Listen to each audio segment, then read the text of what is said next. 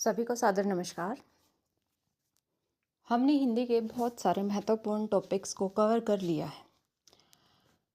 अब हमारा सेशन शुरू हो रहा है प्रीवियस ईयर क्वेश्चंस का, यानी कि सामान्य हिंदी के जो अभी तक बहुत सारे एग्ज़ाम्स में जो क्वेश्चन पूछे गए हैं, अब हम उन क्वेश्चंस के सीरीज़ पे कुछ दिन काम करेंगे। फिर हमें जो डाउट आएंगे हम उस सेशन को, उस टॉपिक को दोबारा से कवर करने की कोशिश करेंगे।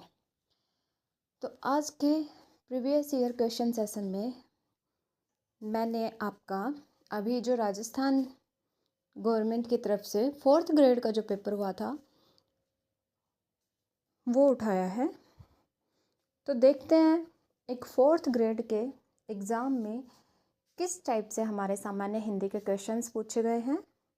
देखिए, सामान्य हिंदी बोलने में सामान्य है, लेकिन इसके क्वेश्चंस का जो लेवल है वो काफ़ी अच्छा दिया गया है। तो चलिए बिना देरी किए शुरू करते हैं। ये जो हमारा पेपर है ये है हमारा 20 सितंबर को सेकंड शिफ्ट का। तो यहाँ पे हमारे हिंदी के क्वेश्चन जो शुरू हो रहे हैं वो हो रहे हैं 86 नंबर से। चलिए थोड़ा सा जूम करके आपको दिखाते हैं। ये आपके सामने क्वेश्चन रहा, निम्नलिखित में से कौन सा वाक्य हेतु मद भूतकाल का उदाहरण है। अब मैंने एक शॉर्ट वीडियो में आपको भूतकाल के प्रकार बताए थे और उनमें एक उदाहरण देकर आपको समझाया था। हेतु मद भूतकाल कौन सा होता है, जहाँ पर एक क्रिया दूसरे पर डिपेंड रहती है। अब यहाँ पर आपके सामने सारे ऑप्शंस हैं, आप एक बार पढ़ें और अपना आंसर बताएं। तो यहाँ हमारा क्वेश्चन का जो आंसर रहेगा वो रहेगा बी नंबर। ठीक, कैसे कि मैं पढ़ता लेकिन पुस्तक खो गई, कि भाई अगर मेरे पास पुस्तक होती तो मैं ज़रूर पढ़ता। यहाँ पर पढ़ना किस पर डिपेंड है, दूसरी क्रिया पर। चलिए दूसरा प्रश्न देखते हैं। निम्नलिखित शब्दों में से समूहवाचक संज्ञा का उदाहरण बताइए। ममता, बचपन, मित्रता, सभा। बताइए भाई क्या ऑप्शन सही रहेगा। तो ये सामान्य सी बात है कि भाई समूह में हमारी सभा होती है, तो समूहवाचक संज्ञा का उदाहरण हमारा हो जाएगा सभा। अगला क्वेश्चन देखते हैं। बारात को खाना खिलाने के लिए क्विंटल भर अनाज चाहिए। इस वाक्य में कौन सा विशेषण प्रयुक्त हुआ है। देखो, अनाज की विशेषता बता रहा है क्विंटल भर, तो ये आपको बताना है कि भाई ये इसका गुण बता रहा है, बिल्कुल नहीं। सार्वनामिक है, नहीं। संख्यावाचक और परिमाणवाचक, इसमें आप थोड़ा सा सोच के बताइए कि क्या आएगा। अब देखो, सबको पता है कि अनाज जो है वो काउंटेबल नहीं है, संख्या नहीं गिन सकते आप उसको आप माप सकते हैं। तो माप के लिए हमारे पास होता है परिमाणवाचक विशेषण, यानी कि इसका ऑप्शन नंबर ए आपका सही रहेगा। अगला प्रश्न देखते हैं। निम्नलिखित में से शुद्ध वाक्य कौन सा है। उसने सुंदर खाना पकाया, नहीं, ये तो हो गया गलत। मेरे को विज्ञान समझ नहीं आता। अब ये बोलने में तो बोल देते हैं कि मेरे को ये नहीं आता, मेरे को वो नहीं आता, लेकिन अगर हम शुद्ध हिंदी की बात करें तो यहाँ पर मेरे को की जगह क्या आना चाहिए था, मुझे विज्ञान समझ नहीं आता। अगला ऑप्शन है आपका साहित्य और जीवन का घनिष्ठ संबंध है, तो ये ठीक लग रहा है। फिर भी अगला क्वेश्चन भी पढ़ लेते हैं, अगला ऑप्शन भी पढ़ लेते हैं। मेरे लिए ठंडी बर्फ और गर्म आग लाओ। अब देखो, इसमें ठंडा और गर्म ये विशेषण शब्द यूज करने का कोई तात्पर्य नहीं है कि बर्फ़ हमेशा ठंडी होती है और आग हमेशा गर्म ही होती है। तो अगर हम शुद्ध हिंदी की तरफ से देखें तो हमारा ऑप्शन नंबर सी यहाँ पर स्टिक बैठता है कि साहित्य और जीवन का घनिष्ठ संबंध है। प्रश्न नंबर 90 में आपको क्या दे रखा है कि निम्नलिखित में से तत्सम शब्द कौन सा नहीं है। ये आपको बताना है कि भाई तत्सम शब्द नहीं है। तो ऑप्शंस जो दे रखे हैं, अग्नि तत्सम शब्द है, मयूर तत्सम शब्द है, वत्स ये भी तत्सम शब्द है, लेकिन खीर हमारा तत्सम शब्द नहीं है। यहाँ पर खीर का जो है हमारा तत्सम शब्द जो बनता है वो बनता है शीर। ठीक है, आगे बढ़ते हैं प्रश्न नंबर 91। तो चलिए प्रश्न नंबर आपके सामने है। परीक्षित शब्द के लिए उचित वाक्यांश बताइए। तो परीक्षित शब्द के लिए उचित वाक्यांश आप, परीक्षित शब्द का मतलब क्या होता है? जिसकी परीक्षा हो चुकी है, यानी कि जिसको परखा जा चुका है। तो ऑप्शन के हिसाब से देखते हैं, जिसकी कभी परीक्षा नहीं ली गई हो, ये तो गलत है, क्योंकि जिसको परखा जा चुका है उसी को कहते हैं परीक्षित। जो परीक्षा के योग्य न हो, नहीं भाई, ये भी गलत हो गया। अगला जो दूसरों की परीक्षा लेता हो, नॉट। अगला जिसकी परीक्षा ली जा चुकी है, तो यस, जिसकी परीक्षा हो चुकी है, जिसकी परीक्षा ली जा चुकी है या जिसको परखा जा चुका है, वो होता है परीक्षित। अब देखो, अभी थोड़े दिन 2 दिन पहले जब हम स्वर संधि कर रहे थे तो उदाहरण आपको बहुत अच्छे से समझाया था कि देव जमा ईस, देव जमा इंदर आपसे बहुत बार पूछा जाता है। तो यहाँ पे भी आपका आ गया है, देव जमा ईस की संधि क्या होगी? तो देव जमा ईस की संधि क्या होगी? देवेश। कमेंट में ये बताएं कि ये कौन सी संधि है, यानी कि संधि का आपको प्रकार बताना है। अब स्वर संधि तो मैंने भी बता दी, लेकिन स्वर संधि के भेद भी बताए थे, तो आपको वही बताना है। अगला क्वेश्चन आपका है, ग्लोबलाइजेशन के लिए उपयुक्त हिंदी शब्द कौन सा है? ऑप्शन आपके सामने है, ध्रुवीकरण, वैश्वीकरण, शहरीकरण, विमुद्रीकरण। तो देखिए, ग्लोबलाइजेशन आजकल बहुत प्रचलित शब्द है और उसका जो हिंदी शब्द है वो है आपका वैश्वीकरण।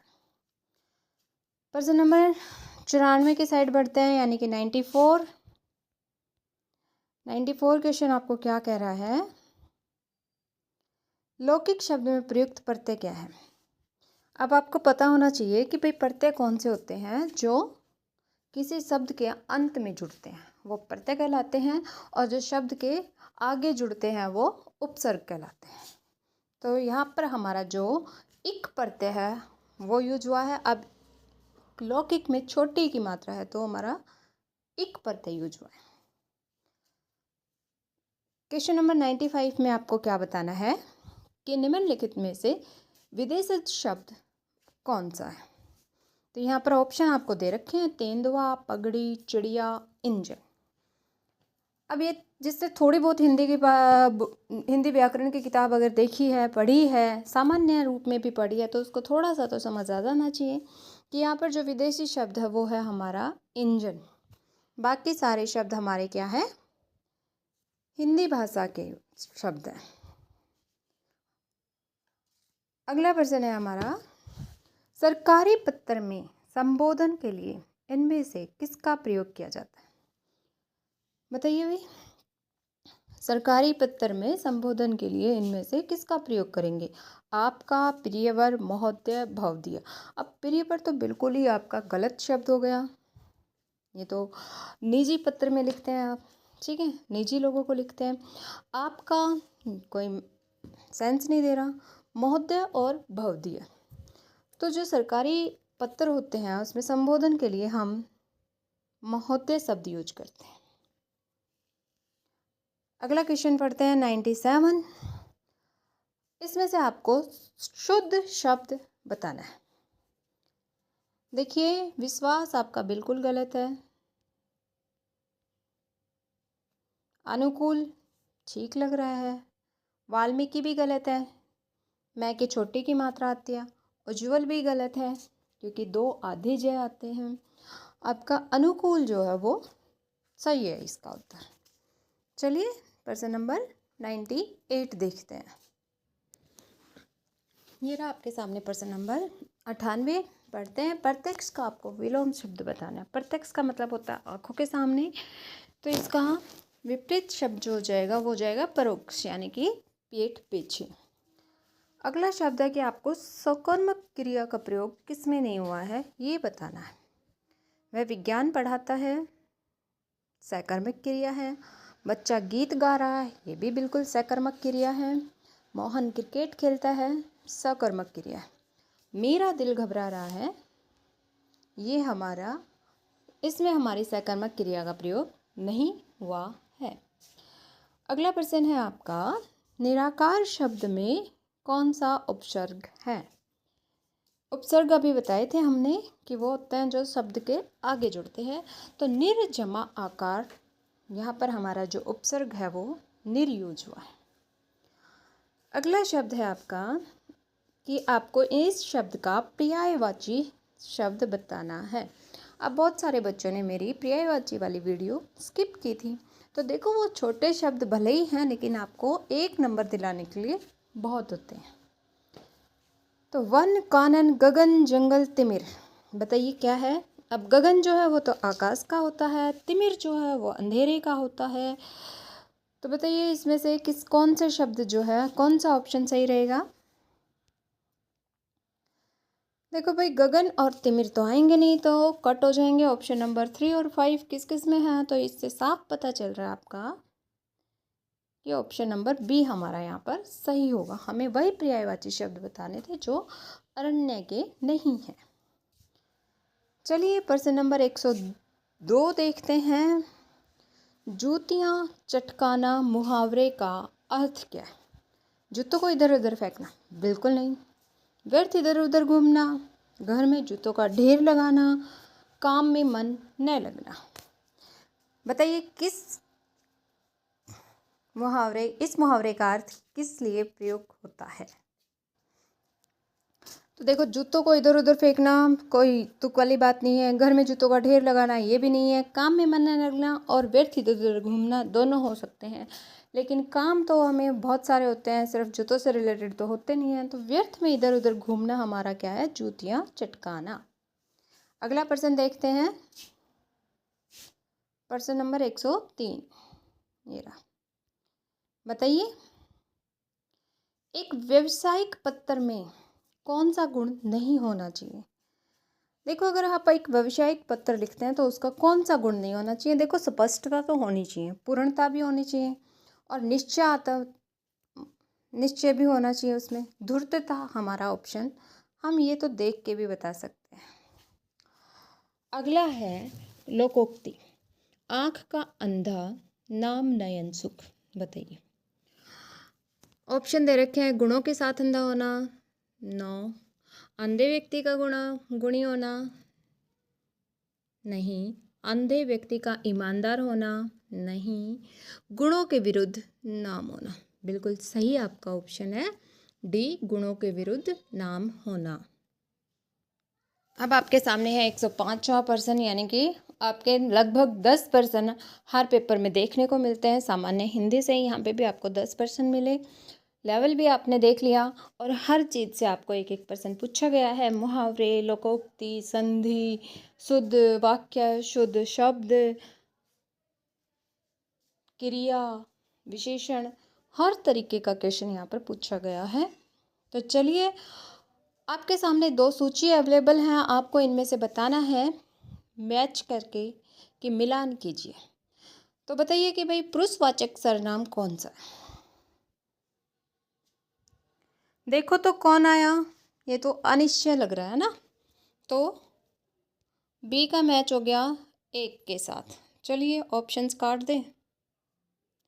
नहीं, पर इसमें पर्सनवाचक भी है तो ये नहीं लगाएंगे। सारे ऑप्शंस पढ़ते हैं पहले। मैं अपने आप चला जाऊंगा, कुछ दे दीजिए, आजकल वह शांत रहता है। तो देखो, पर्सनवाचक आया है, बिल्कुल आया है। तो पर्सनवाचक के साथ तो हमारा एक ही वाक्य दे रखा है, तो हमने सीधा सीधा लगा दिया। तो अब अगर किसी को आगे नहीं भी आता तो सीधे से आप सी के साथ एक वाला ऑप्शन देख लें। तो यहाँ पर डी ऑप्शन जो है वो सही हो जाएगा। फिर भी देख लेते हैं, पुरुषवाचक सर्वनाम आजकल वह शांत रहता है, बिल्कुल। यहाँ पर वह के बारे में यानी कि किसी पुरुष के बारे में बात हो रही है। अनिश्चयवाचक कुछ दे दीजिए, बिल्कुल ए बी के साथ थर्ड आ जाएगा। और निजवाचक सर्वनाम में मैं अपने आप चला जाऊंगा, यानी कि यहाँ पर निज, खुद के बारे में, स्वयं के बारे में बात हो रही है, तो ये हो जाएगा आपका निजवाचक। तो ये थे आपके हिंदी के 10 प्रश्न जो मैंने एक पेपर से उठाए, यानी कि PYQ। तो आगे आपके इंग्लिश के क्वेश्चन आंसर्स हैं। तो चलिए अपनी वीडियो को यहीं पर विराम करते हैं। तो कोई भी टॉपिक जो आपको कवर करना हो आप मुझे कमेंट करके बता सकते हैं और अपनी तैयारी का विशेष ध्यान रखें। धन्यवाद।